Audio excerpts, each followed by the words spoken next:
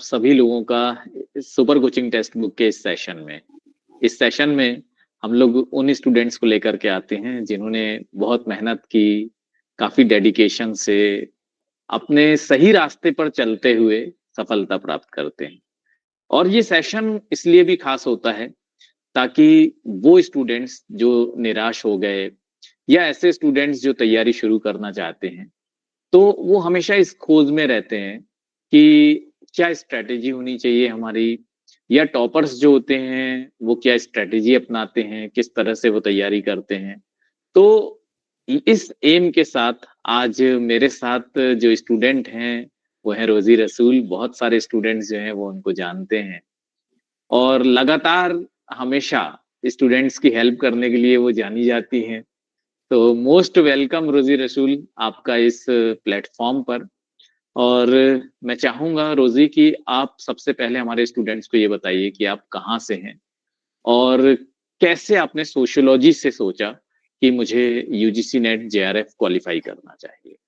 Yes sir, पहले तो मैं थैंक यू कहना चाहूँगी सर, आपने मुझे इनवाइट किया इस प्लेटफ़ॉर्म पे हाँ ताकि जी। मैं सबके साथ अपनी स्ट्रैटेजी शेयर कर सकूँ। Thank you so much sir. Sir मैं जेएंडके से हूँ, जम्मू कश्मीर से हूँ और मेरी जो है वो ग्रेजुएशन नहीं सर, मास्टर्स मेरा 2022 में कंप्लीट हुआ अक्टूबर में।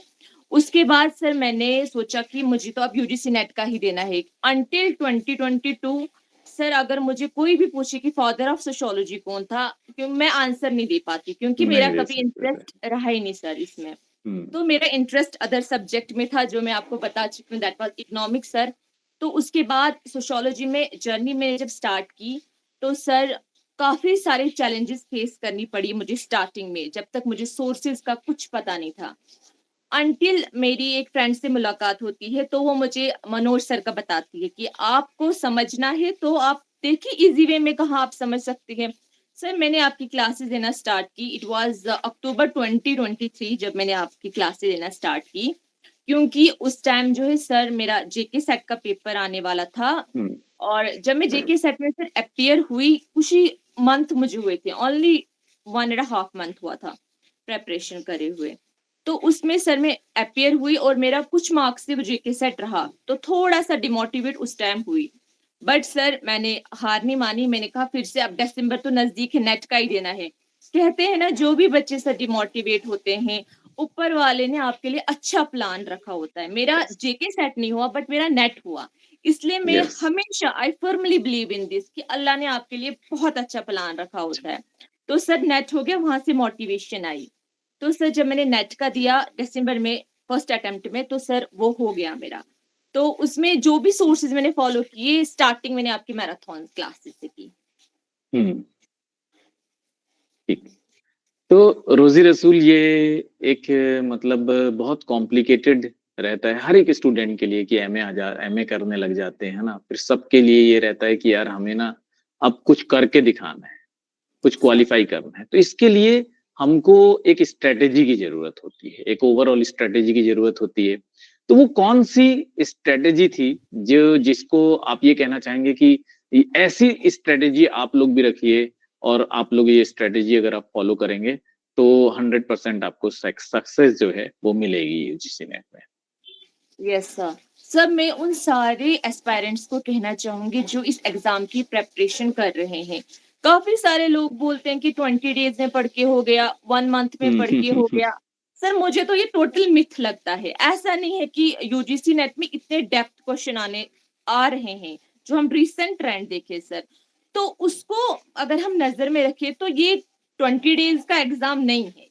जो भी बच्चे ऐसा सोचते हैं कि 20 डेज़ में निकल जाएगा, नहीं, आपको कॉन्सेप्चुअल क्लैरिटी रखनी है।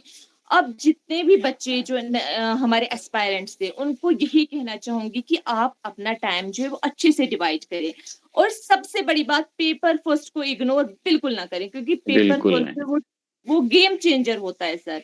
आपने तो मास्टर्स में अपना सब्जेक्ट पढ़ा है, बट पेपर फर्स्ट को टाइम देना है। सर एट लीस्ट मैं इस एग्ज़ाम के लिए कहूँगी कि 6 आवर्स आपको देने ही देने हैं इस एग्ज़ाम के लिए।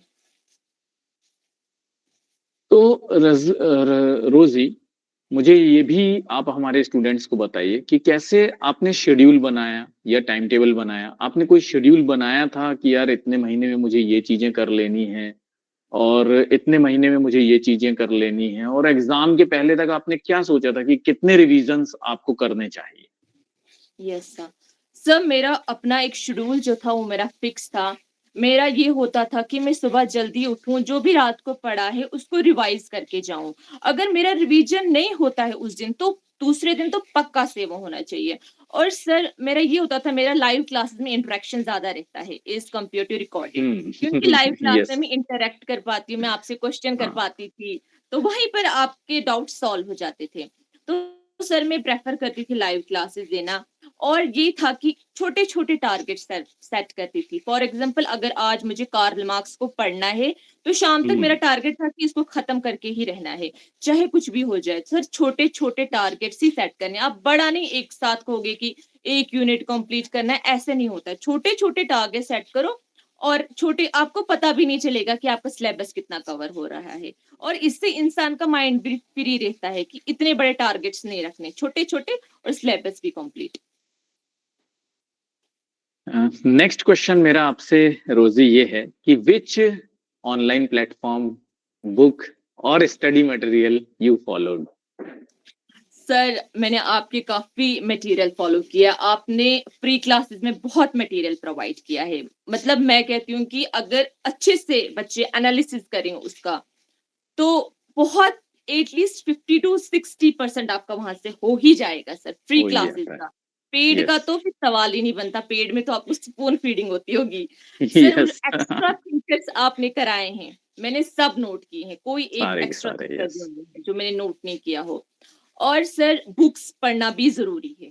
बुक्स का बहुत मतलब इम्पोर्टेंस हो जाती है बुक्स की। लाइक सर मैंने हरलम्बस को रीड किया है, नितिन सांगवान को रीड किया है, काफ़ी सारी बुक्स हैं छोटी-छोटी जो बेसिक्स के लिए हैं। जिसका बेसिक्स के सोशियोलॉजी लिए, यस। बैकग्राउंड नहीं है उसके लिए वो पढ़ना ज़रूरी है। अब ऐसी तो कोई कंप्लीट बुक नहीं है, जहाँ पर आपको हुँ। नेट का सारा सिलेबस मिल जाए। आपको छोटी-छोटी बुक्स को रेफर करना पड़ेगा। और सर जहाँ पर मुझे डाउट होता था मैं आपको भी पर्सनली भेजती थी वो, यस। यहाँ पे डाउट थे मुझे। और जहाँ पर मुझे ऐसा लगता था कि अब मुझे थोड़ा-सा इस पे खुद से इम्प्रूव करना है, तो सर मैं ई-ज्ञान कोश, विकिपीडिया इनको भी रेफर करती थी, एक्सेप्ट चैट जीपीटी। सर मैंने उसको कभी यूज़ नहीं हुँ। किया है क्योंकि मुझे लगता था वो बिल्कुल गलत बोलता है। रोज़ी, पेपर 1 और पेपर 2 दोनों के लिए आपने कितना टाइम और किस हिसाब से आपने टाइम डेडिकेटेड किया? कि मेरे को पेपर 1 इतना टाइम पढ़ना है, इतने घंटे, और पेपर 2 इतने घंटे पढ़ना सर बी ऑनेस्ट, मेरा पेपर फर्स्ट अच्छा नहीं रहा है, बट है। हुँ। जो मेरा ड्राफ्ट बैक था वो पेपर फर्स्ट ही था सर। और हुँ। इतने अच्छे फैकल्टी होकर भी आप एफर्ट नहीं दे रहे थे, मतलब मैं अपना बता रही हूँ सर।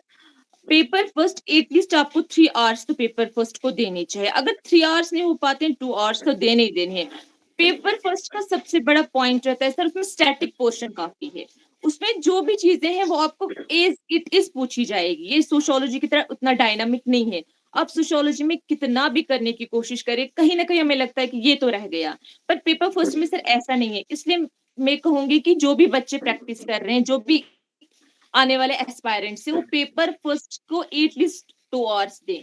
और पेपर फर्स्ट में स्कोर करना भी उनके लिए ईज़ी होगा। अगर एक पेपर में कहीं लैग बिहाइंड रह जाते हैं, दूसरे पेपर उनकी जो है कमी पूरी कर देता है। यस। तो पेपर 2 को कितने घंटे कवर किया करती थी रोज़ी? सर पेपर 2 एटलीस्ट मैं कहूँगी सर 4 आवर्स, क्योंकि मैं 4 लाइव आवर्स, क्लासेस भी यस। लेती थी। उसके बाद मैं हुँ। उसको रिवाइज़ करती थी सर, उसके नोट्स बनाती थी और फिर उसको रिवीजन करना मस्ट है। अगर आपने सब कुछ कर लिया, रिवीजन नहीं कर लिया, मतलब कुछ तो नहीं किया। बेकार है। Yes. Yes sir. Revision is the key, है ना? तो Rosie, what was the biggest problem और challenge you faced during your preparation? कौन-सी वो सबसे बड़ी चुनौती या सबसे बड़ी समस्या आई आपके तैयारी के दौरान? Yes sir. सर जब मैंने प्रिपरेशन स्टार्ट की तो रिसोर्सेज़ ढूँढने में बच्चे काफ़ी टाइम वेस्ट कर लेते हैं। हुँ। सो सर पहले मेरे डेढ़ I think 1 and half month इसी में चला गया, कैसे पढ़ूँ, कहाँ से जाऊँ? सो सर वो मैं काफ़ी मैं कहूँगी कि वो डेढ़ महीना मेरा लॉस में ही गया। तो अगर पहले पता होता कि प्लेटफ़ॉर्म तो अवेलेबल हैं, बस आपको देखने की ज़रूरत है, तो हुँ, सर हुँ, मैं हुँ। आ जाती, टेक्स्ट बुक पे डायरेक्ट आ जाती। तो सर वो मुझे लगता है कि कहीं न कहीं उसके बाद भी सर काफ़ी चैलेंजेस फेस करने पड़े, क्योंकि इंसान आधे लोगों का तो फर्स्ट अटेम्प्ट में निकल जाता है, वो तो अपनी सक्सेस स्टोरी बता के निकल जाते हैं। पर वो बच्चे जो बार-बार फेल हो रहे हैं, बार-बार उनका नहीं निकल रहा हुँ, है, सर उनमें से मैं भी एक थी, मैं भी एक टोटल एवरेज स्टूडेंट रही हूँ। मैं उन सब बच्चों को कहना चाहूँगी कि जब एक एवरेज बच्चा निकाल सकता है, तो आप क्यों नहीं निकाल सकते सर? यस। तो यही कहूँगी कि जो आप तक है वो करिए। ये मत सोचिए कि सर काफ़ी मैसेजेस मुझे आए जो मेरे साथ कलीग्स वगैरह पढ़ती हैं। तो रोज़ी अगर आगे जून में ऐसा पेपर आया तो कैसा होगा? आपको क्या हुँ। पता जून में कैसा पेपर आए? आप तक हाँ, हाँ, जितना है आप वो करिए। तो वो अपना करो। बेस्ट दीजिए। तो सर यही कहूँगी कि डरिए मत, मैं भी एक एवरेज स्टूडेंट रही हूँ, एवरेज स्टूडेंट का ही क्रैक हुआ है।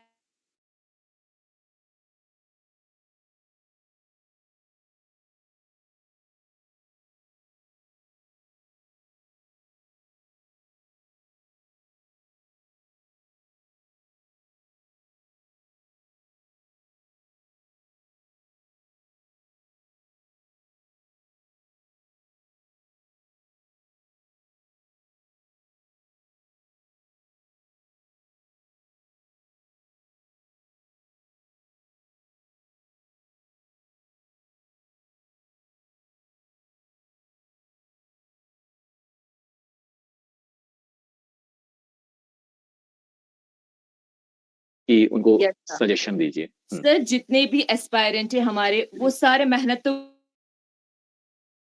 पर आपको एक्स्ट्रा एफर्ट्स खुद से डालने हैं। ये नहीं आप पूरा एडुकेटेड पे पर ही डिपेंड हो जाओ। सर मैं यही कहना चाहूँगी कि पीवाईक्यू का बहुत बड़ा रोल रहता है। पीवाईक्यू को अच्छे से यस। उनकी एनालिसिस करो।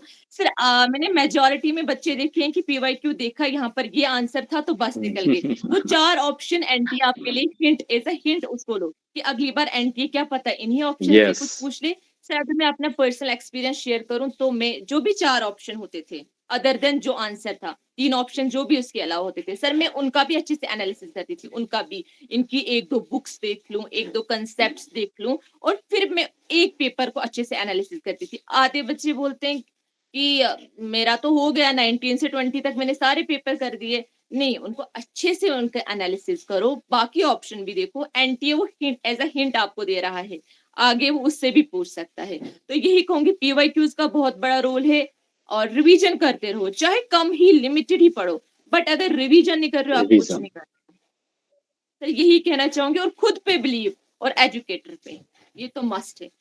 ये मस्ट है। यस।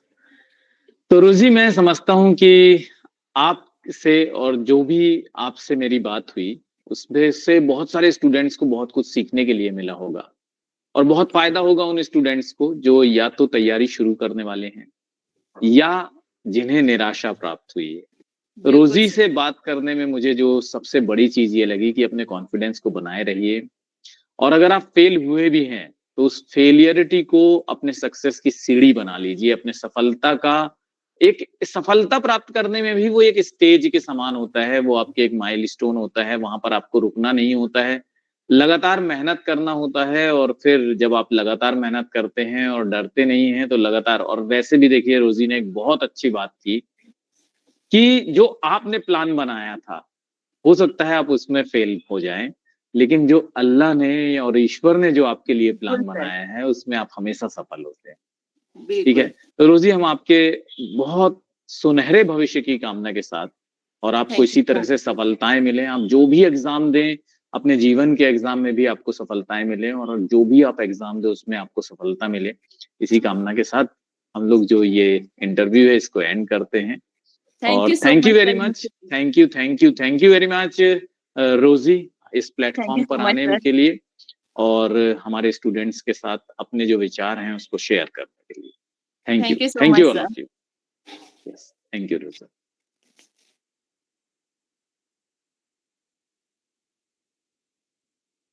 यस, ऋषभ जी।